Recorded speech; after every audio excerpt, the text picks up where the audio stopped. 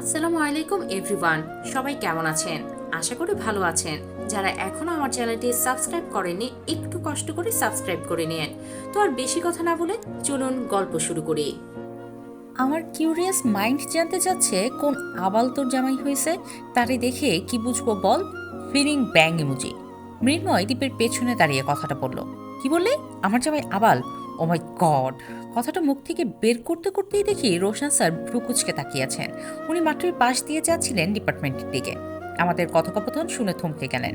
এক হাতে চশমা ঠিক করছেন আর ছোট ছোট চোখ করে তাকাচ্ছেন। ওনার দিকে মৃন্ময় আর আমার দৃষ্টি যেতে আমরা দুজনেই চোখ মুখে আদব কায়দার ভাব এনে মাথা নিচু করে দাঁড়ালাম। দীপের দৃষ্টি স্যারের দিকে পড়েনি, তাই বলল, নিশ্চয়ই ভুড়িওয়ালা, ছাদে মাল নেই, কোনো 60 বছরের বুইড়া। মনে মনে বলছি, থাম ভাই থাম তোরা, আর কত বাস দিবি? এমনি মৃন্ময় আবাল বলেছে, তা শুনে ফেলেছে, এখন আবার তুই বলছিস ভুড়িওয়ালা, টাক, আর ওনাকেই এখন এখান থেকেই যেতে হচ্ছিল। কি আশ্চর্যজনক ঘটনা! এরই মাঝে তন্ময় আদবের সাথে সোজা হয়ে দাঁড়িয়ে বলল, আসসালামু আলাইকুম স্যার। উনি মিহি হেসে উত্তর দিলেন, ওয়ালাইকুম আসসালাম। কেমন আছো তন্ময়? জি স্যার, আলহামদুলিল্লাহ। প্রিপারেশন কেমন এবার? আলহামদুলিল্লাহ স্যার। শরীর সুস্থ আছে এখন? আমি তো সুস্থই আছি স্যার। আমি জানি তুমি অসুস্থ ছিলে, যাক সে কথা। আমরা আশাবাদী তুমি এবারও ডিপার্টমেন্ট ফার্স্ট হওয়ার পাশাপাশি ন্যাশনাল ইউনিভার্সিটির রেকর্ড ভাঙবে। স্যার, আমাকে নিয়ে এত আশা রাখবেন না। গত বছর তুমি সারা বাংলাদেশের মাঝে পঞ্চম হয়েছিলে, যদিও প্রচণ্ড জ্বর নিয়ে পরীক্ষা দিয়েছিলে। আশা রাখছি এবার তুমিই প্রথম হবে। আল্লাহর রহমত থাকলে পারবো স্যার। এবার উনি আমাদের সবার দিকে চোখ বুলিয়ে কেমন একটা অদ্ভুত চাহনি দিয়ে তন্ময়কে বললেন, তোমার বন্ধুদের দিকেও একটু নজর দাও। তাদের কথাবার্তা, লেখাপড়া সবই তো দেখছি দিন দিন অনেক উন্নত হচ্ছে। জি স্যার, দেব। তুমি ডিপার্টমেন্ট ফার্স্ট আর তোমার ফ্রেন্ডরা ডিপার্টমেন্ট লাস্ট, খুবই লজ্জাজনক বিষয়। কার জামাই কেমন এসব নিয়ে সারাদিন গবেষণা না করে লেখাপড়ায় মন দিতে বলো। যাওয়ার সময় আমার সাথে দেখা করে যেও তন্ময়। এ কথা বলে উনি রওনা দিলেন ডিপার্টমেন্টের দিকে। উনি তো কোনোদিন রাস্তায় দাঁড়িয়ে কোনো স্টুডেন্টের সাথে হেসে এত সময় কথা বলেন না। জীবনে প্রথমবার দেখলাম। যাওয়ার সময় আমার দিকে আর চোখে তাকিয়ে দৃষ্টি কিছুক্ষণ স্থির রাখলেন। উনি তাকালেই আমার কি হয়ে যায় বুঝি না। এক অজানা অনুভূতি আর লজ্জার সংমিশ্রণ তৈরি হয়। মৃন্ময় বলল, সারা, তোর জামাই নিয়ে কথা বলেছি, ওইটা স্যার শুনে ফেলেছে। স্যারের চোখে কালার হইলাম। এমনি খচ্চর স্যার, আরও নজরে পড়ে গেলাম। দেখ, আজে বাজে কথা বলবি না। আমি লাস্ট ওয়ার্নিং দিলাম, ওনাকে নিয়ে কিছুই বলবি না। কি হ্যান্ডসাম দেখেছিস? তুই এখন বিয়েটা এটা ভুলে যাস না। নজর দিস না, পাপ হবে পাপ। দীপ বলল, আসলেই স্যার মনে হয় নিজেকে ফিট রাখার ভীষণ চেষ্টা করেন, নইলে এত হ্যান্ডসাম কিভাবে হতে পারে মানুষ? ছোঁয়া তন্ময়ের দিকে তাকিয়ে বলল, তুই সারা কি কি দিয়েছিস তন্ময়? ওদের মতোই কিছু? তন্ময় ঘাড় কাত করে একবার তাকালো ছোঁয়ার দিকে, কিন্তু উত্তর দিল না। ইদানিং তন্ময় ছোঁয়ার জন্য আর পাগলামি করে না, সবসময় এড়িয়ে যায়। ছোঁয়া তন্ময়ের সাথে কথা বলার চেষ্টা করেই যাচ্ছে, কিন্তু লাভের লাভ কিছুই হচ্ছে না। ছোঁয়ার যে মানসিক অবস্থা, তাতে এই মুহূর্তে একজন ভালোবাসার মানুষ ভীষণ দরকার, আর সেই মানুষটা তন্ময় হলেই বেটার হয়। তন্ময়ের পেছনে দীপ আর মৃন্ময় এগিয়ে গেল। ছোঁয়ার মুখটা মুহূর্তের মাঝে কেমন মলিন হয়ে গেল। ছোঁয়ার কাঁধে হাত রেখে বললাম, ওশানের জন্য কষ্ট হয় তোর? ছি সারা, এটা ভাবিস কিভাবে? কেন কষ্ট হবে? কষ্ট তো হয় ভালোবাসার মানুষ ছেড়ে গেলে, কিন্তু মিথ্যুক, চরিত্রহীন এদের জন্য কখনো কষ্ট হয় না, ঘৃণা ছাড়া। আমার যেটুকু আছে ওর প্রতি সেটুকু ঘৃণা। তাহলে কি তন্ময়ের ইগনোর তোকে কষ্ট দেয়? প্লিজ লুকাবি না। হ্যাঁ সারা, কষ্ট হচ্ছে, ভীষণ কষ্ট। ওর ভীষণ ভালোবাসা আমি আমি পায়ে ঠেলে দিয়েছিলাম। ওশানের থেকে প্রতারিত হয়ে আমি বুঝেছি তন্ময়ের গুরুত্ব। আমার মাথায় সারাক্ষণ তন্ময়ের ভালোবাসা ছিল, ওর পাগলামি সারাক্ষণ মাথায় ঘুরত। সেটা আজ মাথা থেকে নেমে মনে প্রবেশ করেছে। তন্ময়কে বল, সেটা কেন চেপে রেখেছিস? আমি পারবো না সারা। কেন? কিভাবে বলবো? যখনই অন্য কারো কাছ থেকে প্রতারিত হলাম, তখনই আমি তন্ময়কে চাইবো? আমার বিবেক আমাকে বাধা দিচ্ছে।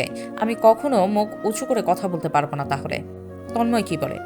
আমি ডাকলেই ও আমার কাছে আসবে, না হলে আসবে না। আর আমিও ওকে ডাকছি না বলেই ও আমাকে সম্পূর্ণরূপে ইগনোর করে যাচ্ছে। দেখ, তন্ময় তোকে কত ভালোবাসে। বলছি যে জীবন থেকে যে চিন্তা যাচ্ছে ওইটা ফুরিয়ে যাচ্ছে। তন্ময় কি ভাবে না ভাবে এসব ভাবতে ভাবতে আরো দেরি হয়ে যাচ্ছে। অনেক কিছু হারিয়েছিস, অনেক দেরি হয়ে গিয়েছে, আর নয়। তন্ময়কে ডাক তোর কাছে। আমি কি আসলেই ভুল করছি? চরম ভুল। চল এবার। ডিপার্টমেন্টের দোতলায় উঠতে উঠতে বললাম, লিফট দেওয়া উচিত, আমার পা ব্যথা হয়ে যায়। তোর জামাইরে বলিস দিয়ে দিবে। হ্যাঁ, বলবো। আচ্ছা, তন্ময় তোকে কি গিফট দিয়েছিল? ফটো ফ্রেম, কাপল পিক রাখার জন্য। তন্ময় সবসময় ইউনিক, তাই না? কি সুন্দর ভাবনা ভেবে একটা ফটো ফ্রেম দিয়েছে তোকে। তাহলে ওর ভালোবাসার ধরনও অনেক ইউনিক হবে ছোঁয়া। ইস, কি লাকি তুই। ছোঁয়ার চোখ মুখ যেন কেমন লজ্জা মিশ্রিত হলো। আমি খেয়াল করলাম ছোঁয়ার ঠোঁটে তন্ময়ের জন্য হাসি, যে হাসিতে ভালোবাসা লেগে আছে। অ্যাডমিট নিতে গেছি, অনেক ভিড়। লাইনে ভিড় ঠেলে অ্যাডমিট নিতে হচ্ছে। ছোঁয়া ভিড় ঠেলে এগোতেই পারছে না। তন্ময়ের হাইট অনেক বেশি, 5 ফিট 10 ইঞ্চি হবে। সৃষ্টিকর্তা যেন তন্ময়কে সব দিক থেকে সুন্দর করে সৃষ্টি করেছেন। শুধু টাকা পয়সা দেননি, বাকি সবই দিয়েছেন। তন্ময় সবার মাথার উপর দিয়ে ছোঁয়ার দিকে তাকিয়ে ছোঁয়ার রোল বলে বলল, এইটা না তোর? ছোঁয়া মাথা নাড়িয়ে বুঝালো, হ্যাঁ। তন্ময় ছোঁয়ার রোল বলে ওর অ্যাডমিট কার্ড নিয়ে সবার উপর দিয়ে ছোঁয়ার হাতে দিল আর বলল, ক্লান্ত দেখাচ্ছে তোকে, যা বাসায় চলে যা। আগে তন্ময় বলতো, ছোঁয়া যাবি না কিন্তু, আজ আমরা সন্ধ্যা পর্যন্ত ঘুরবো। তুই গেলে কিন্তু তোর বাসায় চলে যাব। আর আজ বাড়িতে চলে যেতে বলছে, এটাই ছোঁয়াকে দারুণভাবে আহত করলো। এরই মাঝে আমার কাছে আমার রোল জিজ্ঞেস করলো তন্ময় আর মৃন্ময়। বললাম, আমি আসছি। ভিটেলের সামনে গিয়ে রোল বললাম ক্লার্ক মাহফুজ আঙ্কেলকে। আমাকে দেখে রোশন স্যার উঠে এগিয়ে এলেন আর বাকি স্টুডেন্টদের তাকিয়ে ধমকের সুরে বললেন, সবাই পিছিয়ে যাও, এত ভিড় কেন? তোমরা কি বাচ্চা আছো এখনো? অদ্ভুত, যাও পিছিয়ে যাও। এমনি ওনাকে দেখে সবাই ভয় পায়, ওনাকে দেখলেই সবাই মাথা নিচু করে থাকে। ওনার ধমকে নিমেষেই জায়গা ফাঁকা হয়ে গেল, যেন ভ্যাপসা গরম খানিকটা দমে ফুরফুরে বাতাস এসে ঘাড়ে লাগলো। মাহফুজ আঙ্কেলকে বললাম, আঙ্কেল আমারটা দিন। মাহফুজ আঙ্কেল হেসে বললেন, এখন আর তোমাকে রেগুলার দেখি না কেন সারা? আঙ্কেল, বাসা এখন একটু দূর হয়ে গিয়েছে, তাই রেগুলার একা আসতে পারি না। রোশন স্যার আমার দিকে স্বাভাবিক ভঙ্গিতে তাকিয়ে বললেন, তুমি না ম্যারিড? উনি যে আমার সাথে এখানে কথা বলবেন আমি ভাবতেও পারিনি। ওনাকে দেখে মনে হচ্ছে যেন কয়েক জনম পর আমাকে দেখলেন। এত স্বাভাবিকভাবে আছেন কিভাবে উনি? এদিকে আমার ওনাকে দেখেই হাসি পাচ্ছে। দাঁত দিয়ে ঠোঁট চেপে ধরে রেখেছে হাসি আটকাতে, পায়ের আঙুল কচলাচ্ছে স্বাভাবিক থাকতে। মাহফুজ আঙ্কেল বললেন, তাই নাকি? কবে, কখন? রোশন স্যার আবার বললেন, ম্যারিড না তুমি? জি স্যার। তাহলে দূরে প্রবলেম কি? জামাই সাথে নিয়ে আসবা। অসুবিধা কি? জামাই আসে না সাথে? না। বলেছ কখনো? আমাকে নিয়ে চলুন। আমি ড্যাব ড্যাব করে তাকিয়ে রইলাম ওনার দিকে। কি সাংঘাতিক মানুষ ভাবা যায়! আমার সাথে মজা না। ওয়েট, দেখেন আমি কি করি। উনি আবার বললেন, হাজব্যান্ডকে নিয়ে আসবা, আমাদের সাথে পরিচয় করাও, বন্ধুদের সাথেও পরিচয় করাও। খুব দুঃখী দুঃখী মুখ নিয়ে বললাম, না স্যার, ওনাকে নিয়ে আসা চায় না। কেন? অনেক কিপটা আমার জামাই। সে যেখানে যায় হেঁটে যায়, ভাড়ার টাকা বাঁচাতে পায়ে হেঁটে চলাচল করে। আমাকে একদিন কলেজ পর্যন্ত হাঁটিয়ে নিয়ে এসেছে, তাই তার সাথে কোথাও যায় না। বুঝেছেন রোশন স্যার? মাহফুজ আঙ্কেল হেসে বললেন, এমন কিপটা মানুষও আছে দুনিয়ায়? আমার এবার প্রচুর হাসি পাচ্ছে, দুই ঠোঁট চেপে হাসি আটকে রেখেছি। রোশন স্যার কেমন সাংঘাতিকভাবে আমার দিকে তাকিয়ে আছেন। এই সাংঘাতিক চাহনির মাঝেও মুগ্ধ হলাম। প্যান্টের পকেটে হাত গুজে দ্রুত পায়ে হাঁটা দিলেন আর আমি ফিক করে হেসে দিলাম। মনে মনে বললাম, এমন বউ পেয়েছেন দিনে 2-4টা ঘটনা ইতিহাস হয়ে যায়। কলেজ ক্যাম্পাসে বসে বাদাম খাচ্ছি আমরা 5 বন্ধু। জামাই আছে বলে ইদানিং সব বিল আমারই দেওয়া লাগে। বাদাম খেতে খেতে আড্ডায় মশগুল আমরা। হাসি আর ঠাট্টায় মুখরিত যেন চারিপাশ। এরই মাঝে দীপ খুব জোর দিয়ে ধরেছে আমার জামাই দেখবে। সেই সাথে যোগ দিল মৃন্ময়, তন্ময় আর ছোঁয়া। আমি উঠে দাঁড়িয়ে বললাম, আমার বার্থডেতে দেখাবো, এর আগে দেখাবো না। সে তো এখনো 7 মাস বাকি। মৃন্ময় টেনে বলল কথাটা। আমি ট্যামকেয়ার ভাব নিয়ে বললাম, তো কিসে? দারুণ কিছু দেখতে হলে অপেক্ষা তো করতেই হবে। মৃন্ময় বলল, আল্লাহ জানে কি দারুণ দেখাবি তুই। এ নিয়ে কিছুক্ষণ প্যাচাল হলো, আবারও আড্ডায় মেতে উঠলাম আমরা। আমাদের মাঝে ছোঁয়াকে কেমন মন মরা লাগছে দেখতে। আমি বুঝতে পারছি তন্ময়কে কিছু বলতে চাইছে কিন্তু পারছে না, এই জন্য আরো বেশি খারাপ লাগছে ওর। আমি মৃন্ময় আর দীপকে চোখের ইশারায় উঠিয়ে পাশে নিয়ে গিয়ে বসলাম। ওরাও বুঝতে পারলো ব্যাপারটা। দীপ এই বয়সেই সিগারেট খায়, খুব একটা নেশা তা নয়, তবে প্রায়শই ও সিগারেট খায়। সাথে মৃন্ময়ও মাঝে মধ্যে সঙ্গ দেয়, তবে তন্ময় খায় না। দীপ বলল, মৃন্ময় চল পানি খেয়ে আসি। আমি পানির বোতল এগিয়ে দিয়ে বললাম, নে খা। আমি এ পানি খাবো না। তাহলে কোন পানি? মৃন্ময় বলল, এ পানি সে পানি নয়, ও মনে হয় পেট খালি করতে যাবে। পেট খালি মানে? মানে পানি ত্যাগ করতে যাবে, সাথে ধোয়া ওড়াতে। শয়তানের দল, দূর হ। দ্রুত নিয়ে যাই, না হলে আবার সমস্যা করতে পারে।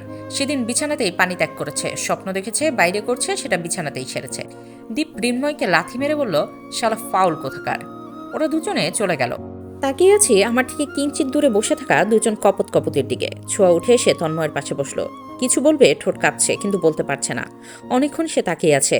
তন্ময় অবাক হয়ে তাকিয়ে আছে ছোঁয়ার দিকে। তন্ময়ের চোখ জুড়ে মুগ্ধতা, স্নিগ্ধতা, মন ভরে দেখছে ছোঁয়াকে। এই জন্য দীর্ঘদিনের পিপাসিত চক্ষু তার তৃষ্ণা নিবারণ করছে। জীবনে প্রথমবার তন্ময়ের অনুভূতিতে সায় দিয়ে ছোঁয়া তার পাশে বসেছে। তন্ময়ের এক জীবনের দুর্বলতা ছোঁয়া, এক জীবনের সাধনা, এক জীবনের ভালোবাসা।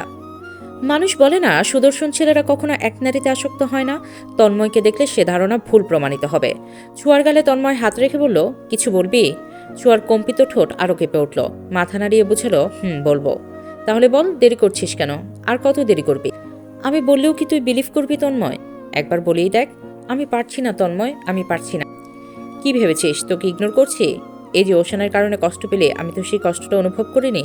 তুই যে প্রতিনিয়ত কষ্ট পাচ্ছিস আমি খেয়াল করছি না, বরং আগের থেকে একটু বেশি খেয়াল রাখি তোর।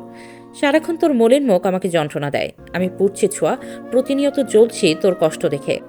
মৃন্ময় যে এক্সট্রা নতুন আইডি খুলেছে ওটা আমারই আইডি। সারা রাত তোকে একা কষ্ট পেতে দেইনি আমি। আমি জানি তোর ঘুম হয় না রাতে, তাই সারা রাত তোর সাথে জেগে চ্যাটিং করি। আমাকে একটা লাস্ট চান্স দিবি তন্ময়, তোকে ভালোবাসার একটা চান্স। আমি তোকে ভালোবাসি বলার সাহস পাচ্ছি না, কারণ আমি সময় থাকতে তোকে গুরুত্ব দিইনি। যখন ভীষণ ধাক্কা খেয়েছি জীবনে তখনই উপলব্ধি করেছি তুই ঠিক আমার জন্য। কিছুদিন একাকী থেকে উপলব্ধি করেছি তুই আমার কাছে কতটা গুরুত্বপূর্ণ। তোকে নিয়ে তো আলাদা করে কখনো ভাবিনি, তবুও তোর ইগনোর কেন আমাকে কষ্ট দিল? কেন মনে হলো তুই ছাড়া কিছু নেই আমার পুরো পৃথিবী শূন্য। সারাক্ষণ আমার সাথে সাথে থেকেছিস, তাই আমি অনুভব করতে পারিনি তোর অভাব। তুই যদি বহু আগে আমাকে ইগনোর করতে আমি বোধহয় বহু আগেই বুঝে যেতাম আমি তোকে ভালোবাসি। তন্ময় আমি শেষ হয়ে গিয়েছি, আমি ঠকেছি, ভীষণ আঘাত পেয়েছি। আমি এত বোকা, কে ভালোবাসার মানুষ, কে অভিনেতা এটাই বুঝতে পারিনি।